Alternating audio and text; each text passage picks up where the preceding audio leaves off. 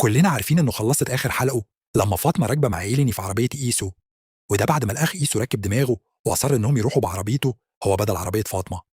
بس الحلقه بتاع الأسبوع ده اتأجلت عشان حدث رياضي بنفس توقيت الحلقه، ولكن المخرج ما حبش يزعلنا قوي ونازل بدل الحلقه والإعلان التشويقي اللي بينقلنا للمستشفى بمشهد طريف بين عادل وفاطمة وإيسو.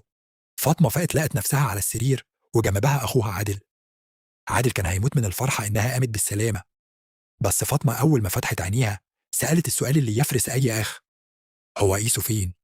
عادل حب يوقع بينها وبين جوزها وقالها ببرود: ما جيش طبعا، وأكد لها إنه أكيد مش مهتم، عشان كده ما رفعش سماعة التليفون حتى. وفاطمة عينيها كانت بتدور على الباب وقلبها بيقول لها إنه هنا، وإيسو فعلا كان واقف ورا الباب وسمع تلقيح الكلام بتاع عادل، فقرر يدخل ويقطع الشك باليقين. أول ما دخل بص لعادل وقال له: خلص وقتك ولازم تخرج دلوقتي.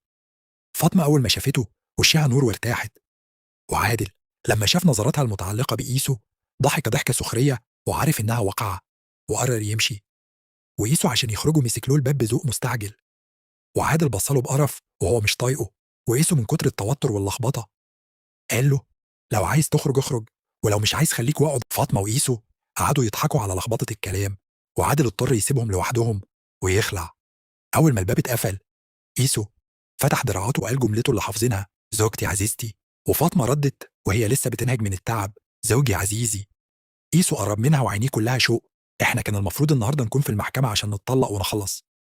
وقعد يغلس عليها ويقول لها: أنت عملتي الحادثة دي مخصوص عشان تهربي من الطلاق صح؟ فاطمة طلبت منه يقرب أكتر، وإيسو قرب وهو مستغرب وعايز يعرف في إيه، وهي برغم إنها كانت هتموت عليه بس رفضت تعترف بضعفها، وقالت له: قرب عشان أضربك بدماغي.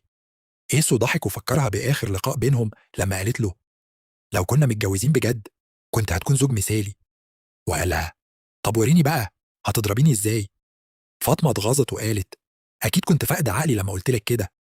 إيسو بص لها بحبه وقاله: أنا اللي فقدت عقلي لما حسيت إني هخسرك. فاطمة ضحكت وقالت: كنت عارفة إنك مش هتقدر. وقعدت تنادي وتغيظ فيه وتقول: الظاهر إنه بدأ يحبني يا جدعان. إيسو اتلخبط وقالها: حب إيه اللي بتكلمي عنه؟ أكيد عقلك طار بسبب الحادثة. وقعد ينادي على الدكتور يجي يكشف على عقلها وهي بتضحك من قلبها على حركاته وتوتره، وقالت له: بكرة الصبح نروح نتطلق. إيسو رد بسرعة: مش هينفع نتطلق دلوقتي، وفي الحلقات الجاية هنشوف السكر ده هيرسي على فين بعد ما المشاعر بدأت تطلع على الوش. اشتركوا في القناة عشان ما يفوتكمش ولا تفصيلة.